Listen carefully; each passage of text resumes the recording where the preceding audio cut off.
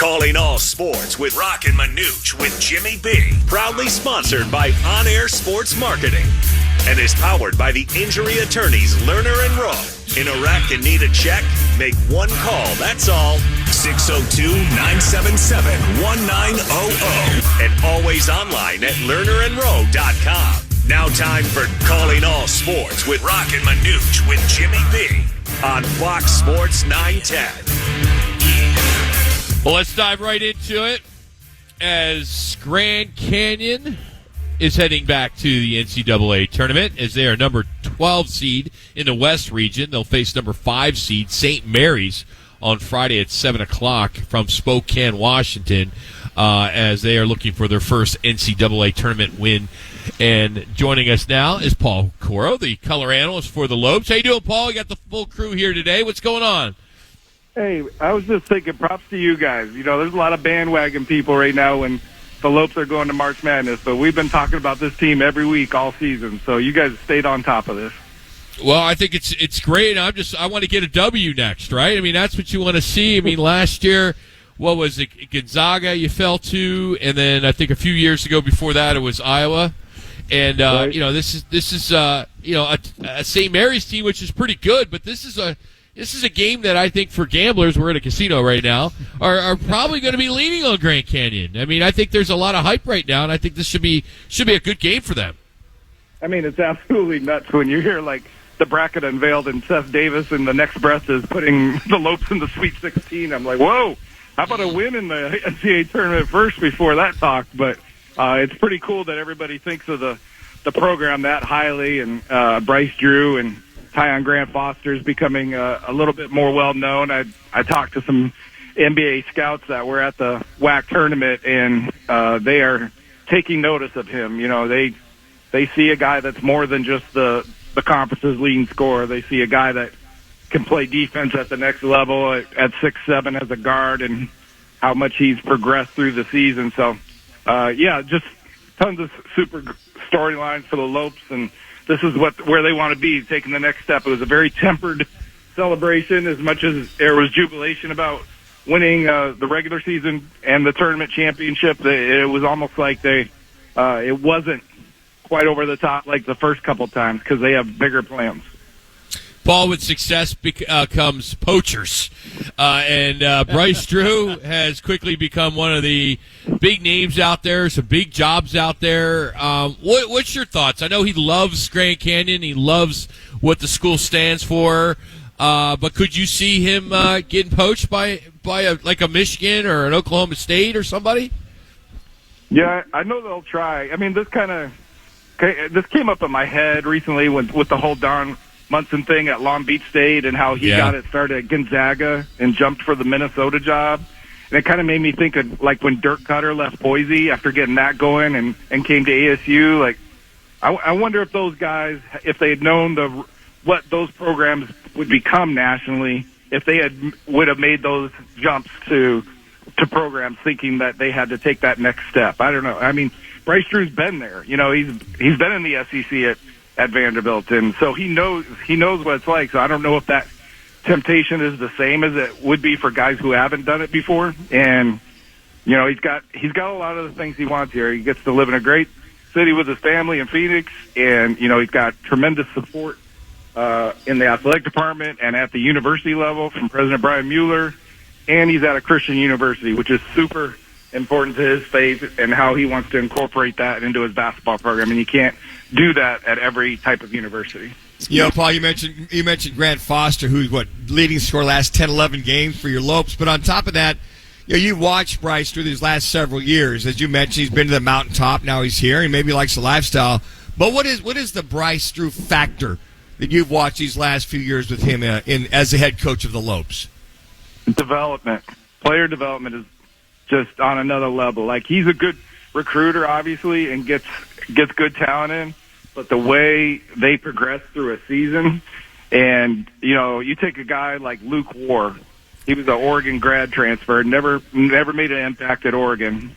You know, passes the eye test, you know, 6'9", 6'10", with shooting ability and everything. But he was averaging 2 points a game for about 20 games this season. but was practicing great. And then all of a sudden, for the last dozen games, he's had 8 or more every single game, is shooting 40-plus on threes, blocking shots and everything. So he's just an example, and Grant Foster came in as a pure scorer, but now he's blocking shots and making steals and passing the ball. You know, that wasn't even part of his repertoire when he had the ball before. It was going up, but now he sees how attracting defensive attention makes him a passer. So, and this team's defense, the first few years, that was a staple of Bryce Drew teams, and this one didn't have that level at the beginning. They were thriving off of their offensive talent for a while, but all of a sudden, going into that last game, they had creeped into the top 15 for opponent field goal percentage, gave up a high percentage in the championship, but that was because they created 26 turnovers in a conference title game. We're having a conversation with Paul Coro, GCU, on the Wright Toyota guest line. All right, Paul, I've seen St. Mary's play several times, and they are a efficient team that gets up and down the floor, and they've had their way with Gonzaga, and they are right now considered to be one of those teams that everybody is looking out for. Do your best at matching up how GCU and St. Mary's will play. Yeah, well, I think one of the things is St. Mary's has really strong guard play, but so do the Lopes. And I think the experience level of GCU kind of matches up too. You've got a very mature, older team with the Lopes. A lot of guys who have been to the tournament before, not pretty much. Every single guy in the rotation has been to the NCAA tournament. So this isn't a bunch of wide-eyed guys going in like just kind of overwhelmed by the situation. They've been there, done that. I mean, Gabe McLaughlin has done, and Javon Blackshear Jr. have been on all 3 NCAA tournament teams with the Lopes.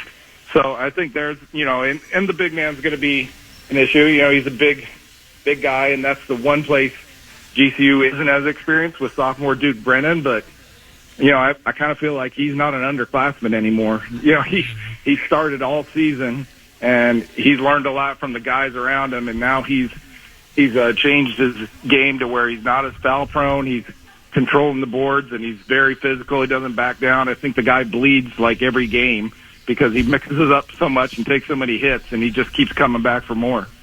Paul, there may not be, but if you chose a most like-kind team like St. Mary's over the year, GCU this year, who might that be if there is anybody that's like-kind like them? Well, they've seen some like opponents. I think they kind of remind me of Liberty. GCU went to Liberty, and because that's a Richie McKay team. Richie McKay has connections to the Bennetts. He played at Westwood just like Randy Bennett did, and they're all close to each other. And so he's taken a lot of those same principles. And I think the type of guards Liberty has is pretty similar. That's a game GCU won. I got down real big early in that game, and then came back to win it. So, and they played some common opponents. They both St. Mary swept San Francisco and Portland, and GCU played each of those in November and December neutral tournament games and won those. And then the big difference is St. Mary's got clobbered by San Diego State very early in the season. Yeah. GCU beat San Diego State at home. Now, very different scenarios. St. Mary started the season struggling at 3-4, and that was during that time where they were figuring things out. But it at least is something that GCU can look at and say, we beat that team that you didn't beat. And I will say this: do you guys, as Bryce and his staff, practice altercations at practice? Because after the slam dunk, little love nudge there, going back down the court at the end of the game. That entire staff came off the bench and grabbed everybody, made sure nobody came onto the court like that. They rehearsed it 20 times. I'm just curious, is that just Bryce's experience, or did they anticipate that might happen after the slam dunk at the end of the game? I thought I was impressed with that. Yeah, if Bryce Drew had played defense like that when he was in the NBA, he would have doubled the length of his career.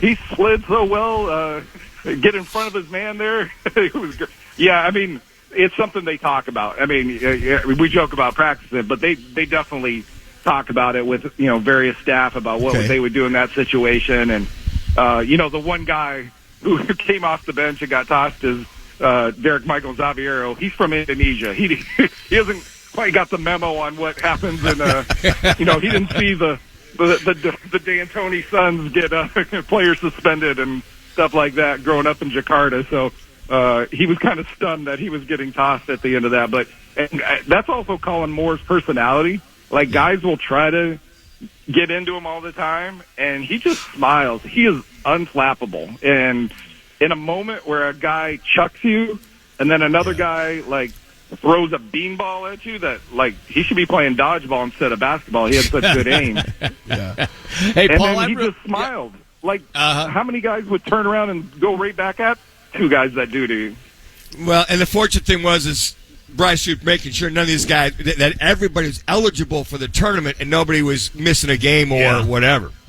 Yeah, it's huge. I mean, it really is. I mean, you see what happened with the South Carolina women, in their fight, and their center can't play the first round NCAA tournament game because of it. Yeah. My question for you is this. Any of the players on the team have any idea what a player their head coach was in college at Valpo and hit one of the biggest shots ever in Valpo history, maybe the greatest shot ever in Valpo history in the NCAA tournament? Do they have any idea? Well, they would never know because Bryce Drew talks about it or shoots. Like, he never shoots in front of the players. Like, I've maybe seen him take like 3 or 4 shots in the 4 years he's been here. I mean, it's still there, no doubt. That's muscle memory. But what will remind him is when they go meet him in his office, and he's got a couple of NBA pictures in uniform up there of him going against Michael Jordan. That'll get the players' attention. And then in the Colangelo Museum, that's part of the basketball facility, there's a wall in there with a picture of the shot and a little explainer about their upset of Ole Miss that year. Rob Evans, Ole Miss of all people too. But he's very good about talking about it. He gets tons of interview requests this time of year about the shot, and every time he talks with gratefulness about it. But he will never bring it up. Paul, we hope that we'll continue talking to you for the next couple weeks into April. So it'll be a lot of fun. Enjoy the ride, and as always, thanks for making time for us. All right, appreciate you guys. Have a good one. That's Paul Coro, the Lopes radio analyst. You can follow him on Twitter at Paul Coro. And USA Today, Sports Illustrated, they all came out with their top mascots. There's 68 teams, and 66 of them have mascots. USA Today had Thunder, the Lopes mascot, at number 8. Wow. Impressive. Made the top 10. Yes, impressive.